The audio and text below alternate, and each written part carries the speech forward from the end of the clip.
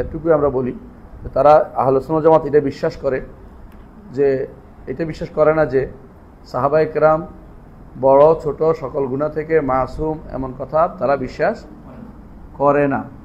তাদের উপরে গুনাহ, তাদের গুনাহ হইতে পারে, এটা তারা বিশ্বাস করে, জায়েজ।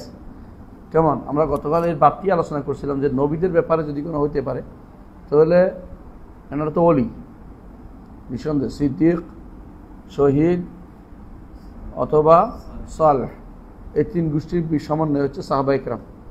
সিদ্দিক, শহীদ, সালেহ, এই তিন গোষ্ঠীর সমন্বয় সাহাবায়ে কেরাম। ওনাদের গুনাহ হইতে পারে, গুনাহ হইতে পারে। এবং বাল ইয়াজুজু আলাইহিম যুনুব ফিল জুমলা। ফিল জুমলা মানে কি?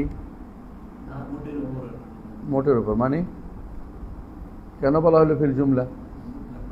সবারই হয়েছে এরকম না, নির্দিষ্ট করে বলা যাবে না, তবে গুনাহ হইতে পারে, গুনাহ হবে না এমন না। তাহলে তাদের গুনাহ হইতে পারে। যারা এরপর যে বলবে যে সাহাবা মাহফুজুন, এরা বেদাতি, এরা বেদাতি, এটা আকীদার বিরোধী কথা।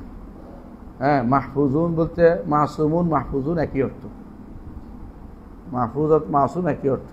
সুতরাং এখানে শব্দ বেশম করে সাহাবায়ে কেরামকে আমরা মাসুম বানাই না, নবীদেরকেও আমরা মাসুমের সংজ্ঞা তারা যেটা দেয় এটা ঠিক নয়।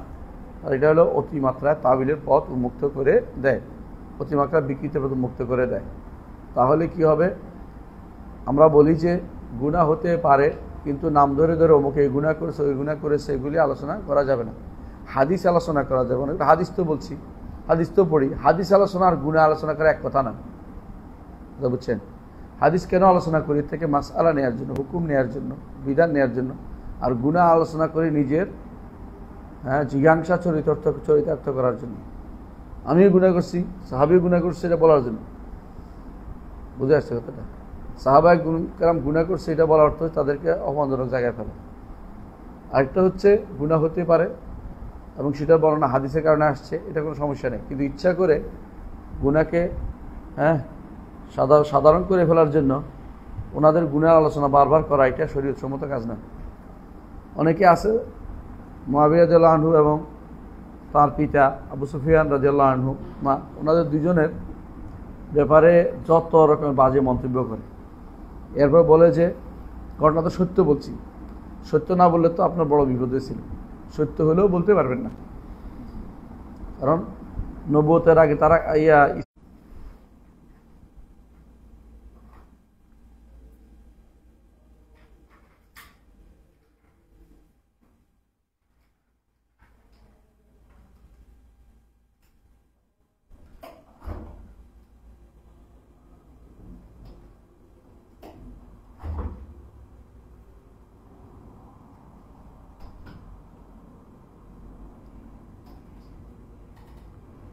ইসলাম গ্রহণের আগে সাহাবায়ে কেরাম কি করেছেন এগুলি আলোচনা করার অর্থ হচ্ছে ইচ্ছা করে মানুষকে দোষী করা। বুঝে আসছে? ইসলাম গ্রহণের পরে যেটা, সেটা হলো তাদের মানাকিব, তাদের বৈশিষ্ট্য, সেগুলি আলোচনা করতে হয়। ইসলাম গ্রহণের আগেরগুলি আলোচনা করতে হয় না। এটা একই পদ্ধতি এখনও। কেউ ইসলাম গ্রহণ করে তার আগের কথা দিয়ে তাকে খোঁটা দেয়া, এটা হচ্ছে জাহিলিয়াত। এটা হচ্ছে জাহিলিয়াত, এটা ইসলামের বৈধতা নেই। আগের কথা দিয়ে তাকে খোঁটা দেয়া ইসলামের বৈধতা নেই। একজন মানুষ আগে কি ছিল, তার বাবা কি ছিল, দাদা কি ছিল, বড় কথা নয়। সে যদি তাকওয়ার অধিকারী হয়ে যায়, পূর্বের কথা নিয়ে কাউকে কি করা যায় না, কোনো রকমের দোষারোপ করা যায় না। সুতরাং যারা আগে অমুক তো এই ছিল, তমুক এই ছিল, এগুলি যারা বলে বেড়ায়, তা সবচেয়ে নিকৃষ্ট লোক মনে রাখতে হবে। একজন মানুষ যখন সহি আকীদা ও মানহাজে এসে যায়, তার পূর্ববর্তী জিনিস নিয়ে তাকে দোষারোপ করা, এটা আরেক জাহেলিয়াত।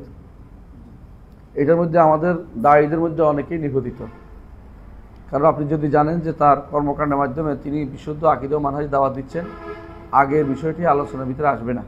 যদি দোষ দেখেন, দোষটা শুধু বলবেন যে তিনি এই দোষটা তার রয়ে গেছে, এটা এই আকীদা ও মানহাজ বিরোধী। কিন্তু তাই বলে আগে এটা ছিলেন, এটার উপরে কথা বলার অর্থ হচ্ছে নবী রাসূলদের আগের জীবন নিয়ে কথা বলে মানুষকে কি করা, মানুষকে অপমানিত করা। এটা ইসলামী কাজ না।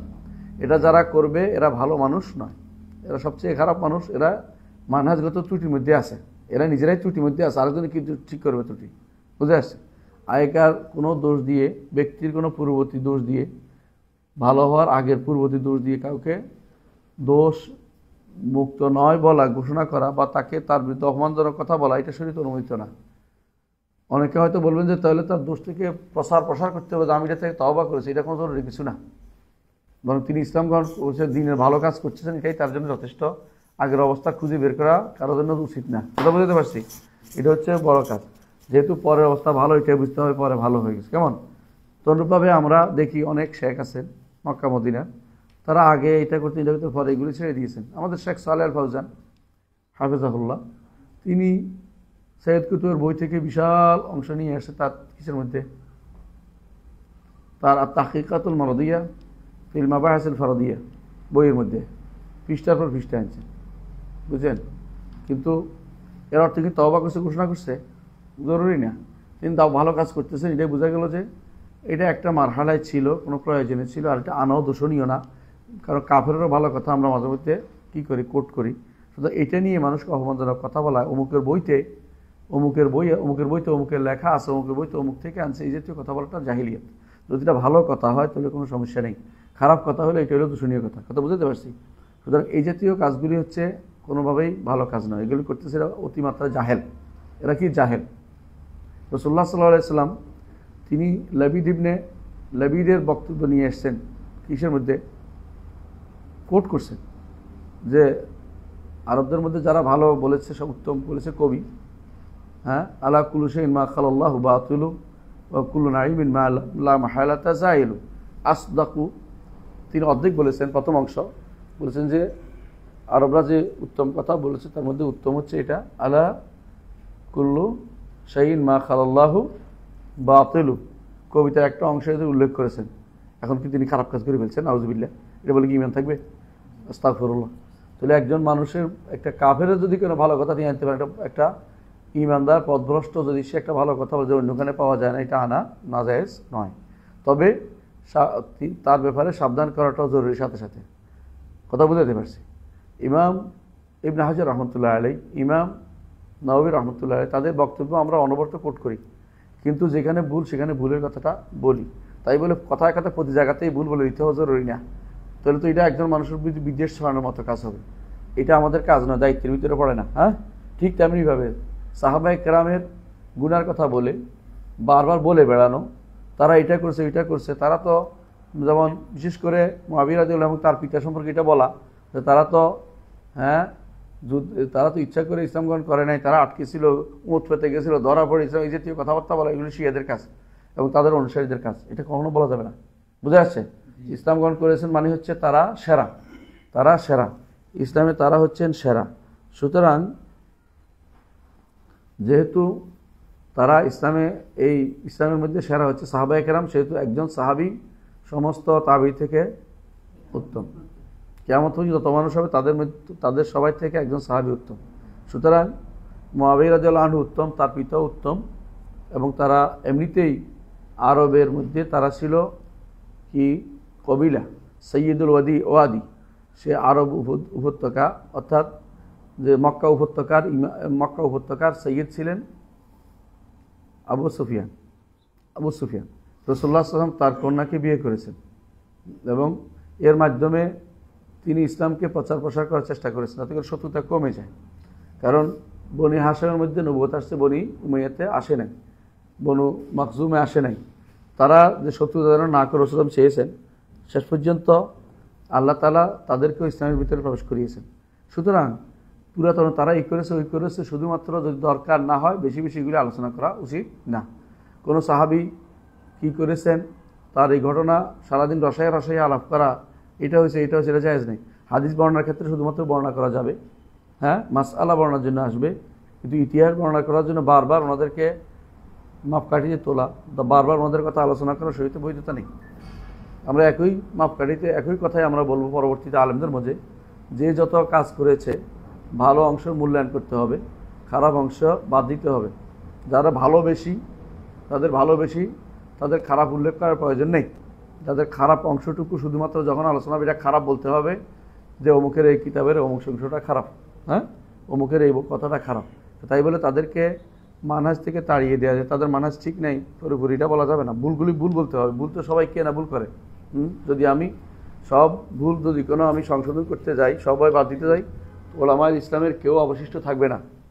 এই জন্য ইমাম জাহাবি বলেছেন, ওয়ালাউ আন্না কুল্লামান খাতাআন আও কুল্লামান জাল্লাতান আও আখতা খাতাআন, যদি কোনো প্রত্যেকটি মানুষ যদি কোনো যা ভুল করে, হ্যাঁ, অত প্রত্যেকটি মানুষ যা পদস্খলন করে তা যদি আমরা বর্ণনা করতে যাই, মা বাকিয়া লানা মিল উলামা ইসলামে আহাদ, ইসলামের কোনো আলেম অবশ্য থাকবে না, প্রত্যেকের কোনো না কোনো কি আছে, ভুল আছে।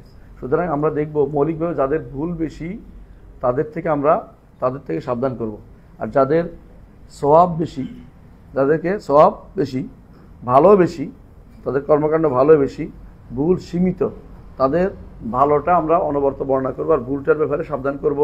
যখন কেউ এগুলি আলোচনা করে, ভুলগুলি নেওয়া যাবে না, ভুলগুলিকে কাউকে ভুল সহ নেয়া এটা ইসলামের নীতি নয়। এই তাকলিদ জায়েজ নাই, এই অন্ধ অনুসরণ জায়েজ নাই, এই অন্ধ অনুকরণের বৈধতা নেই, কথা বুঝতে পারছি। কিন্তু তাদেরকে প্রতি পদে পদে ভুলটা তুলে ধরা এটা ইমানের দায়িত্ব নয়, এটা ভালো কাজ নয়। যে আমি কথায় কথায় শুধু অমুকে ভুল করেছে, ইবনে হাজারের ভুল, নবীর ভুল, এটা কোনো আমার কাজ না। নবীর ভালো কাজ, ইবনে হাজারের ভালো কাজ, তাদের হাদিসের ব্যাখ্যা, এগুলিকে আলোচনা বেশি করা উচিত। তো যেখানে ভুলগুলি করেছেন সেই জায়গাটুকু যখন আসবে তখন শুধু বলা দরকার অমুকের এই জায়গাটা ভুল হয়েছে। তাহলে আমরা এটা শিখতে হবে, হ্যাঁ, যাদের ভুল বেশিটা আমরা